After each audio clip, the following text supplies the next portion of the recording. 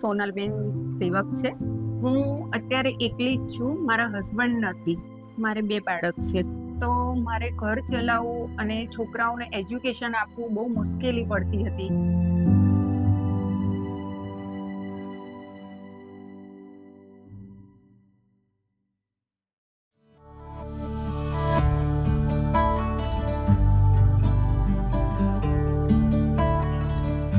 તો ગિરીશભાઈ દ્વારા ખબર પડી, સોશિયલ ફાઉન્ડેશનમાંથી ફીમાં મદદ મળે છે, તો એમના દ્વારા મને મદદ મળી. પછી જે હું અહીંયા રસોઈ કરું ત્યાંથી ઉપાડ કરીને કરીને જે ફી ભરતી હતી અને ઘરમાં જે તકલીફ પડતી હતી મને, એ ઓછી થઈ ગઈ છે એમના દ્વારા.